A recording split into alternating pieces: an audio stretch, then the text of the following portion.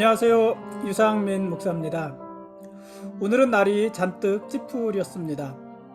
새벽부터 오락가락 비도 오고 오후 내내 구름이 끼고 흐린 날씨였습니다. 기온도 많이 떨어졌습니다. 어머니 방에 온수 매트가 있는데요. 전원에 문제가 있습니다. 재작년 가을에 여러 제품 비교하면서 꽤 좋은 것을 샀는데 지금까지 AS를 5번 이상이나 받았습니다. AS를 한번 받을 때마다 오고 가면서 2주 이상 걸리고 그렇게 반복해서 AS를 받다 보니까 지난 겨울은 다 지나갔습니다. 온수 매트를 별로 쓰지도 못하고 정말 써야 될 때 쓰지 못하고 지나갔습니다. 게다가 무상으로 받는 AS 기간도 지나서 한번 AS를 받을 때마다 지출도 만만치 않게 들어갑니다. 요즘 어머니가 매일 춥다고 하시고요. 온수매트가 켜지지 않는다고 자꾸 말씀하셔서 오늘 온라인으로 온수매트를 주문했습니다. 댓글이 1000개가 넘고 판매 실적도 모든 브랜드의 온수매트 중에 수위권에 있는, 그리고 무엇보다 가성비가 좋아 보이는 그런 온수매트였습니다. 메이저 제품에 비하면 값은 절반 이하고, 그런데 기능은 별 차이가 없어 보였습니다. 댓글의 평도 대부분이 좋은 평들이었습니다. 아무튼 이번에는 좋은 제품이 배송이 되어서 AS 받을 일이 없었으면 좋겠습니다. 어제 인증서 발급을 하지 못했다고 제가 잠깐 말씀을 드렸었는데요. 어제 처리하지 못했던 인증서 발급은 오늘 아주 잘 처리했습니다. 선교지에 선교비도 잘 보냈습니다. 꽉 막혔던 일도 한 템포만 쉬어가면은 아무것도 아닐 때가 많이 있습니다. 그러므로 여러분, 너무 서두르지 마시고 조급해하지 마시고 또 지나치게 독촉하지도 마시고 여유로운 마음으로 살았으면 좋겠습니다. 급하게 먹은 떡은 체하는 법입니다. 오늘 말씀 보시겠습니다.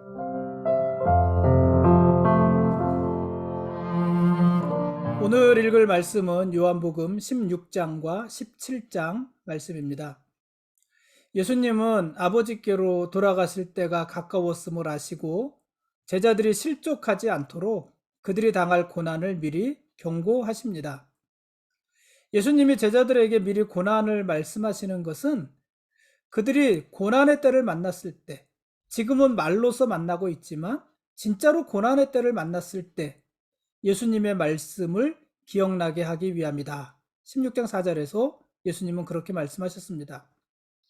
그래서 제자들이 고난을 당하면서도 예수님의 말씀을 기억하고 믿음을 버리지 않고 어둠의 시기를 이겨내도록 돕기 위해서 이 고난에 대해서 미리 말씀하신다, 이렇게 말씀하셨습니다.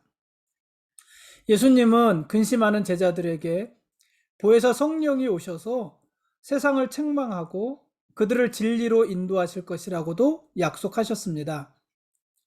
그러나 제자들은요, 아직도 예수님의 말씀을 깨닫지도 못하고 또 그 말씀을 감당할 수 있는 수준도 아니었습니다. 제자들이 예수님의 말씀을 이해하기 위해서는 그들이 예수님의 죽으심과 예수님의 부활하심을 목격하고 또 경험하고 그 후에 성령께서 임하셔서 깨닫게 해 주셔야 합니다.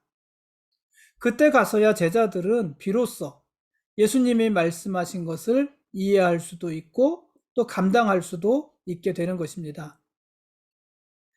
우리도 마찬가지 아니겠습니까? 그러므로 여러분, 아직 믿어지지 않고 감당하기 힘든 말씀이 있다 해도요, 너무 낙심하지 마시고 너무 조급해하지도 마십시오. 믿어지지 않는 말씀은 믿어지지 않는 대로, 감당할 수 없는 말씀은 감당할 수 없는 대로 그냥 그대로 놔둔 채 한 템포 쉬어가는 것도 좋습니다. 그러면 적절한 때에 성령께서 임하셔서 우리가 이해하지 못하는 것을 이해하게 도와주시고 우리가 감당할 수 없었던 말씀도 감당할 수 있도록 새 힘을 주실 것입니다. 예수님은 제자들에게 해산하는 여인의 비유를 들어서 고통을 거친 후 기쁨의 시대가 도래할 것을 말씀하셨습니다. 그때에는 하나님과의 관계가 온전히 회복되어서 무엇이든지 예수님의 이름으로 구하면 받게 될 것입니다. 예수님께서는요, 16장 16절에서 조금 있으면 너희가 나를 보지 못하겠고 조금 있으면 나를 보리라 이렇게 말씀하셨어요. 조금 있으면 나를 보지 못하겠고 조금 있으면 나를 보리라. 왜 나를 보지 못할까요? 죽으실 것이니까. 그리고 또 하늘로 올라가실 거니까. 어떻게 다시 볼 수 있을까요? 부활하실 것이니까. 그리고 다시 오실 것이니까. 그런 의미겠죠? 조금 있으면 너희가 나를 보지 못하겠고 또 조금 있으면 나를 보리라. 예수님은 십자가에 못 박혀 죽으실 것입니다. 그러나 조금 있으면 부활하실 것입니다. 예수님은 제자들을 떠나실 것입니다. 그러나 조금 있으면 다시 제자들에게 오실 것입니다. 예수님이 제자들을 떠나 계시는 시간은 그리 길지 않을 거라는 거예요. 그리 길지 않은 시간에 예수님은 다시 제자들에게 오실 것입니다. 그래서 조금 있으면입니다. 조금 있으면. 그러나 제자들에게 있어서 예수님이 죽으시고 부활하시기까지의 시간, 그리고 예수님이 떠나시고 다시 오시기까지의 시간은 짙은 안개와 같이 불확실한 시간이고 또 끝을 알 수 없는 아득하고 암담한 시간이었을 것입니다. 예수님이 죽으셨을 때 예수님이 사흘 만에 부활할 거라고 생각한 제자들은 아무도 없었잖아요. 그런데 사흘 있으면 예수님이 다시 오신다, 부활하신다 이게 아니라 그냥 아득한 시간인 것이에요. 언제까지 우리가 이곳에 있어야 하는지, 언제까지 뭘 어떻게 해야 되는지 아무것도 알 수 없는 시간. 그래서 제자들이 서로 자기의 일을 찾아서 뿔뿔이 헤어지는 그런 시간들이었잖아요. 그러니 아득한 시간이고요. 끝을 알 수 없는 암담한 시간이고 그래서 제자들에게 깊은 절망의 시간이었을 것입니다. 그러나 예수님은요. 조금 있으면 부활하실 것입니다. 그리고 조금 있으면 성령을 부어주실 것이고 조금 있으면 심판의 주로 이 세상에 다시 오실 것입니다. 그러므로 우리는 이렇게 말할 수 있지 않겠습니까? 도대체 이 고난을 언제까지 참아야 됩니까? 이런 질문이 있어요. 도대체 이 고난을 우리가 언제까지 참아야 됩니까? 언제까지 견뎌야 됩니까? 뭐라고 대답할까요? 조금만 더 참으시면 됩니다. 이렇게도 물을 수 있겠죠. 우리는 언제까지 이 기도를 지속해야 합니까? 도대체 언제까지 이 기도를 해야 되는 것입니까? 뭐라고 대답하겠습니까? 조금만 더 기도하시면 됩니다. 이렇게도 물을 거예요. 우리는 도대체 언제까지 주님을 기다려야 합니까? 언제 주님이 오시는 것입니까? 뭐라고 대답할까요? 조금만 더 기다리시면 됩니다. 여러분, 조금만 더 하시면 됩니다. 조금만 더 참고, 조금만 더 기도하고, 조금만 더 사랑하면서, 조금만 더 기다리시면 됩니다. 조금만 있으면 주님이 다시 오실 것입니다. 우리에게로 오실 것입니다. 예수님께서는 이제 내 이름으로 구하라 이렇게도 말씀하셨습니다. 우리는 예루살렘에 있는 성전을 찾아가거나 제사장에게 요청하지 않아도 됩니다. 우리를 위해 기도해 주십시오. 우리를 위해 제사 드려 주십시오. 이렇게 요청하지 않아도 됩니다. 우리는 예수님의 이름으로 무엇이든지 구할 수 있습니다. 기도의 조건은요, 성전이 아니고 대제사장이 아니고 기도의 조건은 예수님의 이름이고요. 그리고 예수님 안에 거하는 것입니다. 그게 기도의 조건이라면 조건입니다. 예수님의 이름으로 무엇이든지 구하는 것인데요. 여러분, 이름이 뭡니까? 이름은요, 곧 인격 아닙니까? 그러므로 우리가 예수님의 이름으로 기도한다는 것은 그분의 십자가와 부활이 주는 구속적 효력을 믿고 기도한다는 것입니다. 예수님의 주권을 믿고 기도하는 것이고 그분의 나라와 뜻에 합당한 것을 구한다는 것입니다. 동시에 기도한 대로 주의 뜻을 이루며 살겠다고 결단하는 것이기도 합니다. 그게 예수의 이름으로 기도한다는 거예요. 단지 주문을 외우듯이 자기가 구하고 싶은 것을 다 말한 다음에 마치 마지막 주문을 거는 것처럼 예수님의 이름으로 기도합니다. 그 말만 한다는 것이 아니라 예수님의 인격을 걸고 기도한다는 것이에요. 그분의 십자가의 죽음과 부활, 그분의 구속적인 효력, 또 그분의 뜻에 맞는 기도한 대로 살겠다는 우리의 의지와 결단, 이런 모든 것이 동원된 것이 예수의 이름으로 구하는 것입니다. 하나님은 그런 기도에 응답하시겠다고 하시는 것입니다. 우리가 무엇이든지 아버지께 구하는 것을 예수님의 이름으로 이루어 주겠다, 이렇게도 말씀하셨습니다. 그래서 그때 우리의 기쁨이 충만하게 하실 것입니다. 요한복음 17장은 예수님의 기도입니다. 흔히 대제사장의 기도, 이렇게 불리는 부분입니다. 구약시대에는요, 대제사장이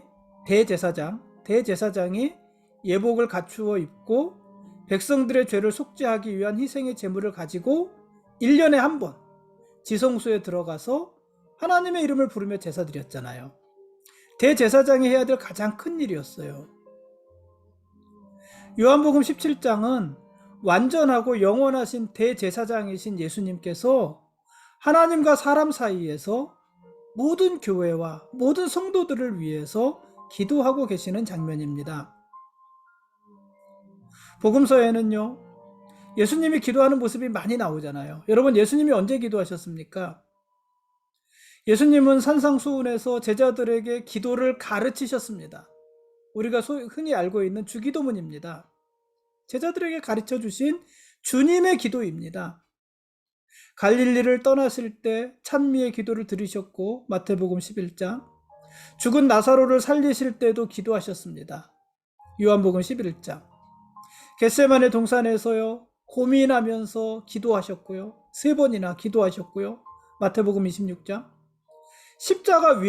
심지어 십자가 위에서도 예수님은 기도하셨습니다. 마태복음 27장, 누가복음 23장. 그러나 예수님의 기도 중에 오늘 우리가 읽은 이 대제사장의 기도처럼 긴 기도가 없어요. 그러니까 제일 길게 기도하신 기도입니다. 요한복음 17장에서 예수님은 크게 3가지를 기도하시는데, 첫째, 자신을 위해서 기도하십니다. 1절에서 5절. 그리고 제자들을 위해서 기도하십니다. 6절에서 19절. 그 다음에 미래의 성도들, 미래의 성도들, 그리고 모든 교회들을 위해서 기도하십니다. 20절과 26절입니다. 첫째, 예수님이 자기 자신을 위해 기도할 때는 하나님과 자기의 영광을 위해서 기도하셨고요.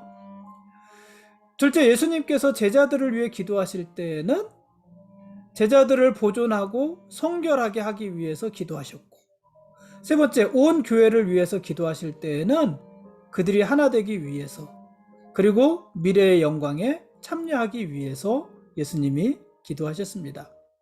이런 기도를 쭉 적어 놓은 것이 요한복음 17장입니다.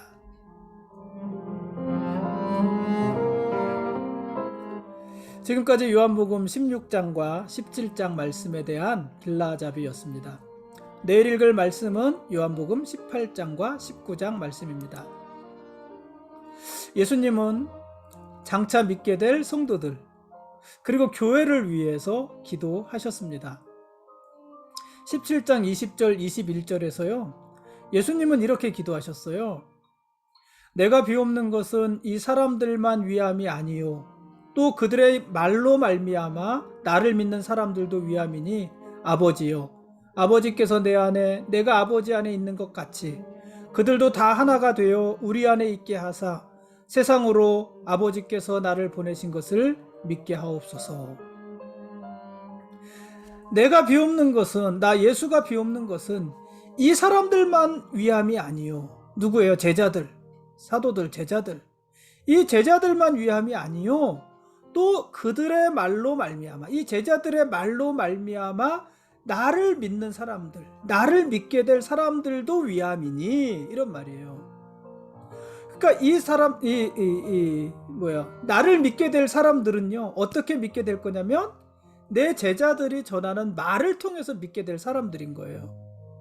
이들을 위해서 기도함이니, 이들도 아버지께서 내 안에, 내가 아버지 안에 있는 것 같이 이들도 다 하나가 되어 우리 안에 있게 해주십시오. 그것을 기도하신 것입니다. 여러분, 믿음은요, 먼저 믿은 사람의 말로 말미암아 생기는 것입니다. 먼저 믿은 사람이 자기의 말을 할 때, 자기의 믿음을 말할 때 다른 사람에게도 믿음이 생기는 거라는 얘기입니다. 같은 의미로요, 구원은 먼저 구원받은 사람의 말을 통해서 전해지는 것입니다. 그래, 이 말은요, 거꾸로 말하면 어떤 의미겠습니까? 먼저 믿은 사람이 자기의 믿음을 말하지 않으면 다른 사람은 믿을 수 없다는 거예요. 그게 하나님이 일하시는 방법인 거예요. 하나님이 사람의 말을 통하지 않고 누구든 구원하실 수 있죠. 그렇죠? 어느 분이 그런 말씀을 하더라고요. 지구상에 구원받은 사람만 가득하게 하는 방법이 있대요. 그게 뭐겠습니까? 간단하다는 거예요. 하나님이 믿지 않는 사람을 다 죽이면 믿는 사람들만 남는다는 거예요.